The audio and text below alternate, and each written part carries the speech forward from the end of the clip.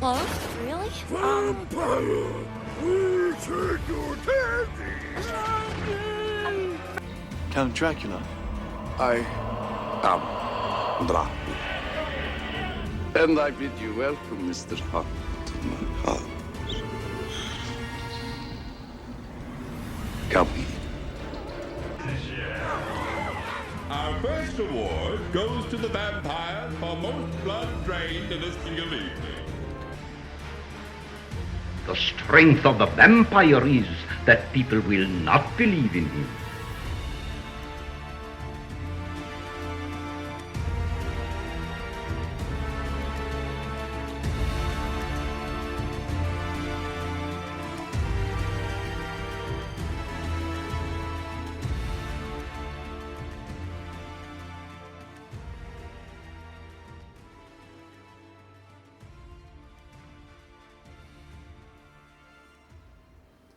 Good evening, YouTube. It is the end of May. Can you believe it? We're wrapping up May. So normally I have a whole bunch to say, but we're gonna make this quick. So I have already uploaded the beginning of the podcast. I've already tested the mic and the animals are upstairs. So we're gonna go ahead and get started, and hopefully we can get through this in one take. So I'm gonna go ahead and start recording. Good evening, my fellow vampire lovers. Uh-oh, we already have a problem. Why is it stopping? Oh boy. Good evening, my fellow vampire lovers. The sun is going down, and you know what that means. It's time for me to record another episode of my podcast, The Beautiful Dead. As always, I'm your host, Lena Nazari. The easiest way to find me is to go to lenanazari.com, find links to my social media as well as ways to reach out to me. Email is the easiest. That's lena@lenanazari.com. There's also ways to join my Fanged family and get newsletters and updates from me, as well as join my street team. If you cannot tell, I am actually getting over being ill. I had thought about maybe skipping this week and trying to continue to recover, but I thought, you know what, they would probably rather hear me cough a couple times than for me to skip. So, happy end of May to everybody. I'm actually recording this on May 27th, so it needs to be uploaded in just a few hours. I normally don't wait to the last minute like this, but I was trying to get as recovered as possible. So, of course, I got my vampire tea, because not only do all of these have antioxidants, which I need right now, but I thought the heat would be nice and comforting for my throat. So I actually went back to one of my favorites, which is the Wolf's Bane blend. This is going to be a long recording because I don't have my voice back yet, but Wolf's Bane blend. This is a favorite of mine, so I thought it would be nice and comforting and maybe help me get through all of this. So I have it in my Bite Shift mug here. And obviously you can go to the description at YouTube, on the YouTube video, to see the link to the Vampire Tea website. So yes, I'm still a little bit nasally. I apologize for that. I may cough here and there, hopefully not. But I wanted to get this uploaded to you guys because I know that you are looking for it. So this is one that has kind of been on my mind for a while. And I'm not gonna lie to you guys, this was a tough one for me. So I watched it, and then I waited a couple days, and then I watched it again. I don't know. We'll talk about it more, but I don't know. I think I'm gonna be a little bit relieved when this one is done and off the list, and I can just move on. I don't know why. I don't know. We'll talk about it towards the end. Maybe I can put it into better words. And that is Ganja and Hess. So this one pops up on a lot of vampire movies you must watch. Top 10. I mean, it's all over the place. And recently, it's kind of like made a resurgence. So I thought it was a good time to do it. Now, for those of you who have never listened to the podcast, massive spoiler alert. Okay, I ruin everything. When I review stuff, we talk about everything. So just be prepared for that. If you're somebody who sometimes doesn't want to watch the whole movie and just likes to listen to me talk about it, this is probably one of those good ones to do that with. So, let's just get into it. All right. Let's talk about the summary of Ganja and Hess, and then we're going to break it down. This film follows Dr. Hess Green, a wealthy black anthropologist who is doing research on the Murthians, an ancient African nation of blood drinkers. One night, while staying in Green's lavish mansion, richly decorated with African art, his unstable assistant George Mita threatens suicide. Green successfully talks him down, but later that night, Mita attacks and stabs Green with a Murthian ceremonial dagger and then kills himself. Green survives, but on discovering the body, drinks Mita's blood. He has now become a vampire endowed with immortality and a need for fresh blood. He steals several bags of blood from the doctor's office, but finds that he needs fresh victims. Soon, Mita's estranged wife, Ganja, arrives at Green's house searching for her husband. Green and Ganja quickly become lovers, and she moves into Green's mansion. When she unwittingly discovers her husband's corpse frozen in Green's wine cellar, she is initially upset, but then agrees to marry her host, who turns her into a vampire as well. Ganja is initially horrified by her new existence, but Green teaches her how to survive. Soon, he brings home a young man whom Ganja seduces and then kills. The two vampires dispose of the body in a field on Green's property. Eventually, Green becomes disillusioned with his life and resolves to return to the Christian church headed by his chauffeur, and returning home, he kills himself by standing in front of a cross. Ganja, although saddened by his death, lives on, presumably continuing her vampiric lifestyle. The film ends with the young man that Ganja had earlier killed rising out of the water naked but alive, running towards her and leaping over the corpse of Hess's servant Archie. It's a quick synopsis, but it very quickly tells you what you need to know for us to talk about this film. Okay. Vampiric references and crossovers. So no crossovers. I will say the first time I watched this, I was watching the lead actor who plays Dr. Hess, and I kept saying, I know this guy. I definitely know this guy. So finally I paused it and I looked it up, and here he's Ben in the original Night of the Living Dead. That's how I knew him. So of course once I saw it, I was like, all I could see was Ben from Night of the Living Dead. But I will tell you, he does have a vampiric crossover. He played a very small part in a movie called To Die For 2, Son of Darkness, which is a vampire film. No really interesting trivia. I will say something I thought that was interesting was that Spike Lee did a remake of this movie in the 90s. It did not do very well, and it was called something completely different, but it is a remake of this film. All right. Let's break down these vampires. Relationship to humans. So other than the need to feed on their blood, these vampires walk among humans. They work with them, they love them, they look human. It's very difficult to tell who's a vampire and who's not until they start drinking blood. We never see any animals in this movie, so I don't know if they have any kind of powers over animals, but like of the appearance, like I said, they look human. They look totally human. There's nothing that separates them from humans at all. In fact, they don't have fangs. Not at all. This is what I mean by how you would never be able to tell if they were vampires, because it's not like suddenly the fangs descend or the eyes change and you're like, oh, vampire.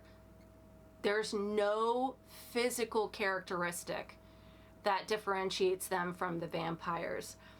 They do drink blood. We've talked about this in the summary, but it has to be fresh blood. So you're not going to be able to go snake a bunch of bags and get through a couple weeks. It has to be fresh. So that's kind of a bummer. That being said, as a nurse, I was like, well, the blood in the bags is fresh, but for whatever mystical reason, they have to kill and drink it fresh.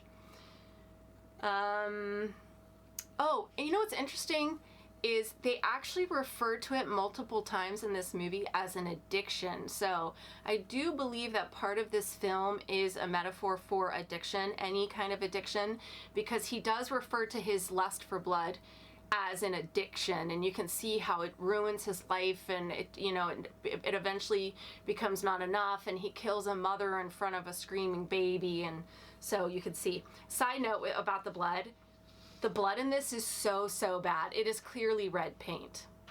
Side note. Food, we actually see them eat and drink as well as in the sunlight. So going back, not to like nail this point home, but there is no way to tell who's vampire and who's not. They're out, they're walking in the sun, they're eating, they're drinking, they don't have fangs. Other than the fact that they need to drink blood, there's nothing that differentiates them from humans, I guess, except for the fact that they're immortal. Holy items.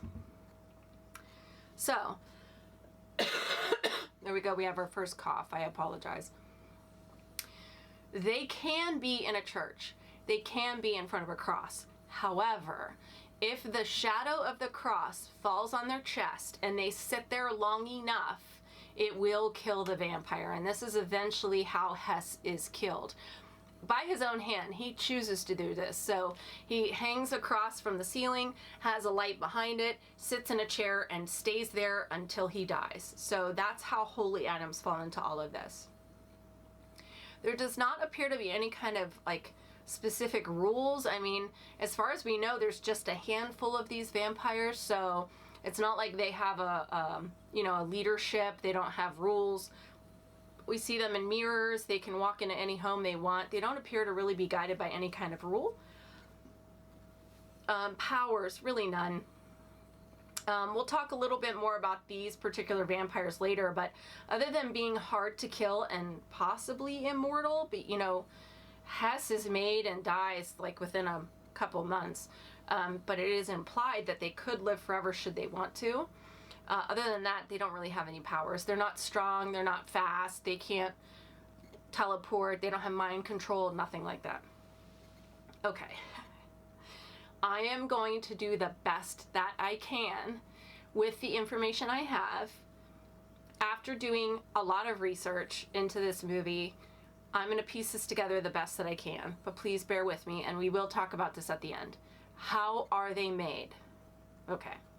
So, at the beginning of the film, there is on-screen text, and it says, Dr. Hess, Doctor of Anthropology and Geology, while studying the ancient black civilization of Murthia, was stabbed by a stranger 3 times.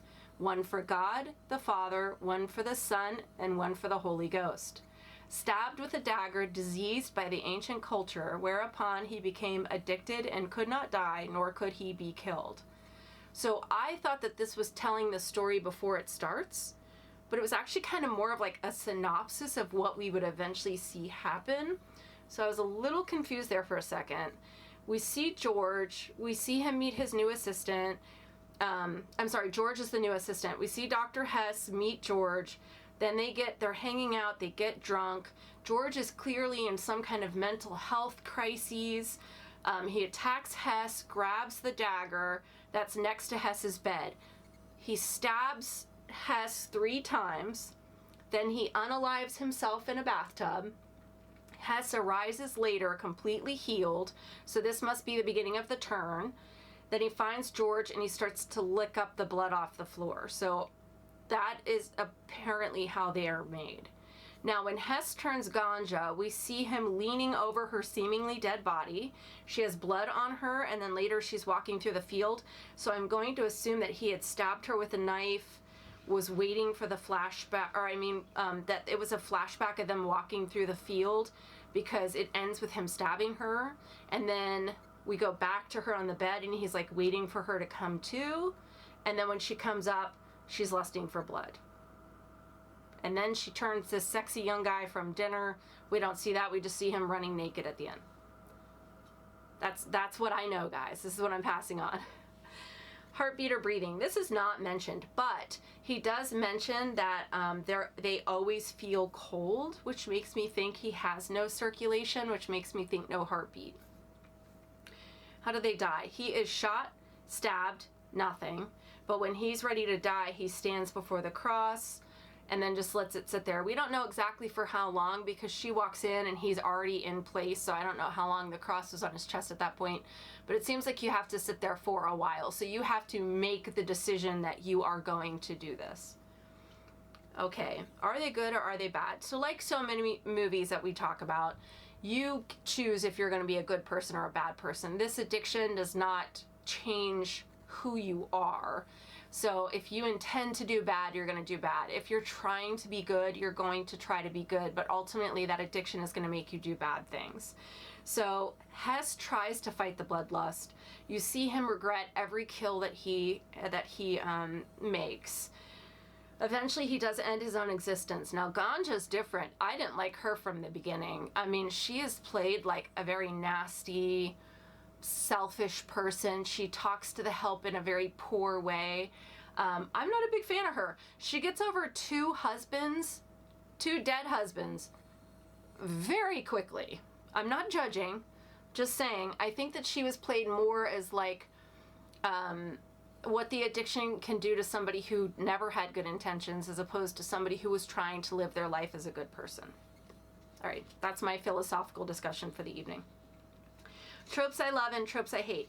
So there's no real tropes in this one, honestly, guys. It's very, very unique. It's not anything I've ever seen before. They don't use any tropes. Now, we know what I'm going to say about things I don't like. I don't like when our vampires don't have fangs. And I don't like when they come out in the sun. And I especially don't like when you do both, okay? So I want my vampires to be much more separate from the human race. And my least favorite of all, and you know this if you've been with me for a while, faith will save the day. Faith will save us all. True faith is the only way. I hate that trope. I really do. I hate that trope. So I'm not sure in the grand metaphor of addiction what the cross was supposed to represent. I'm not sure, but I'm not going to try and dig too far into this. I made myself completely insane for like a week trying to take this whole movie apart and figure it out.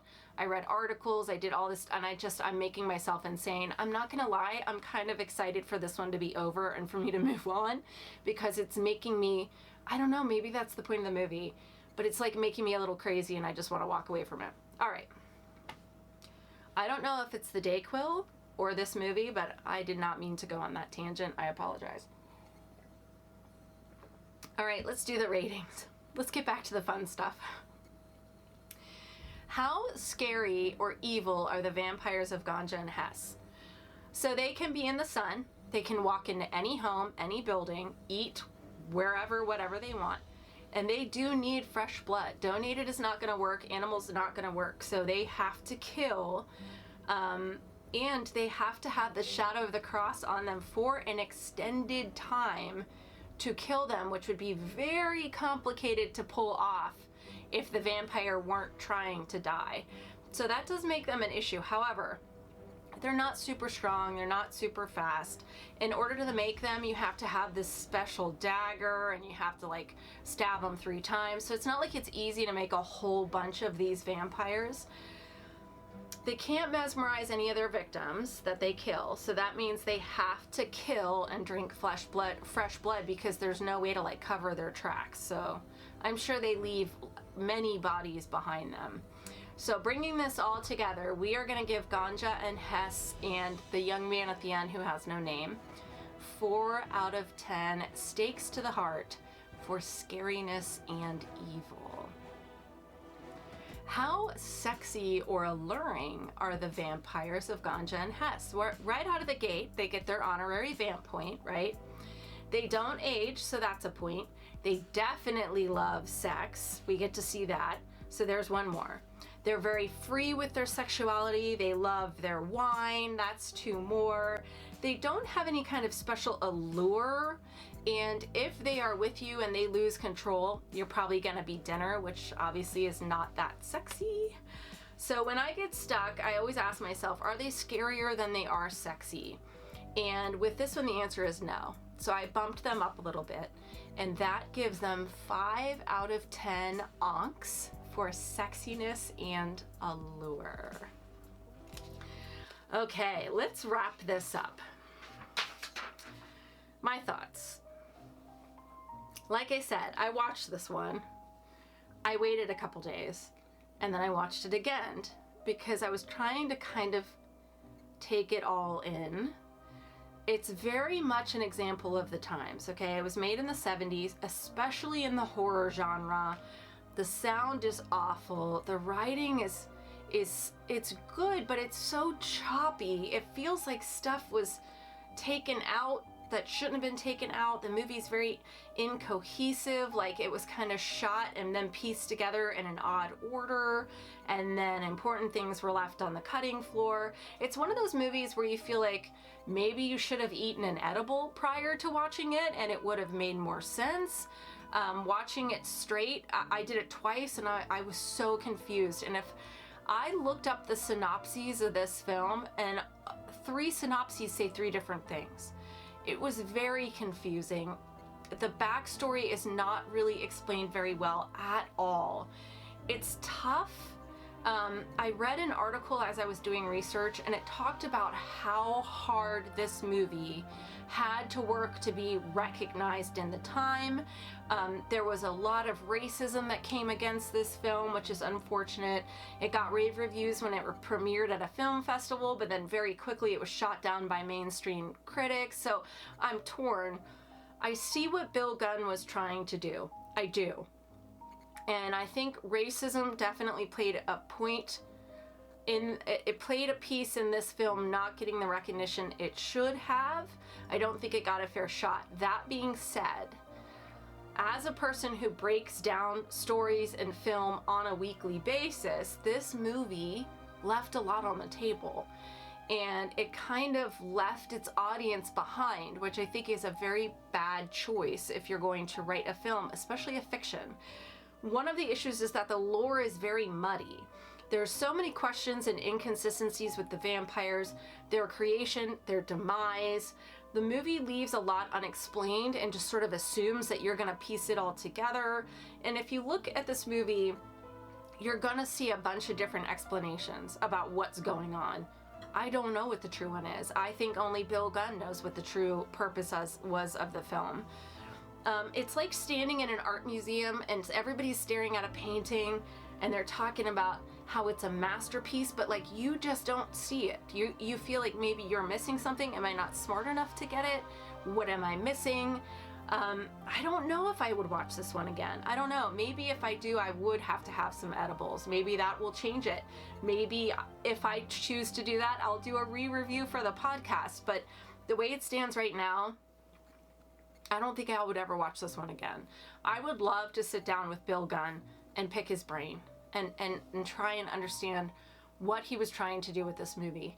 But like I said, my biggest complaint is you left your audience behind. So with whatever you were trying to do, whatever you were trying to elevate, whatever message you were trying to get out there through the vampires, through vampirism in general, you left your audience behind. So if you don't take them with you, then what's the point of having this out there? That's it. Oh, I'm so relieved.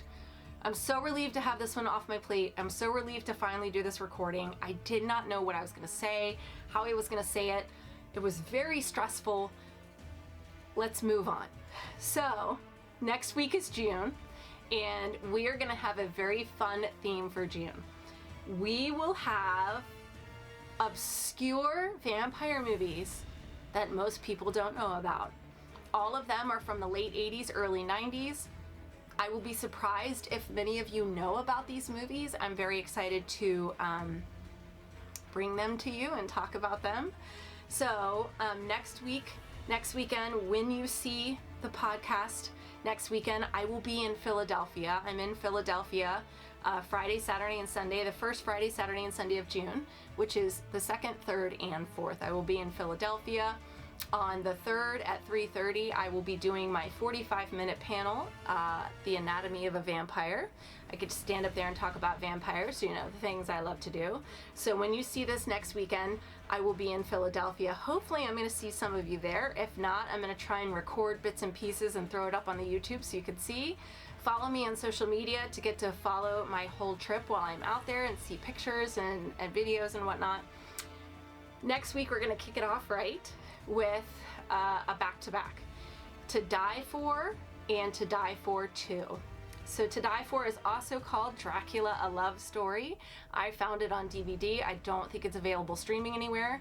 To Die For 2, Son of Darkness, is available on streaming on Amazon Prime. So we will be back in a week talking about movies that I was obsessed with in high school. Thank you so much for joining me. We timed this just right because I'm just about to lose my voice. So I'm going to wrap this up. I love you all. I hope you have a wonderful Memorial Day weekend. I will see you next week. In the meantime, I wish you wicked hugs and bloody kisses. Good evening. Oh, we did it. Just in time for me to pretty much lose my voice. So we're going to wrap this up. YouTube, I love you. I love that you come and you see me every week. I love that we get to talk about vampires, and boy, do I love that this one is done. Comment down below. Let me know what you think of Ganja and Hess. If I missed something, please let me know. But if not, I will see you next week. I love you guys. Bye.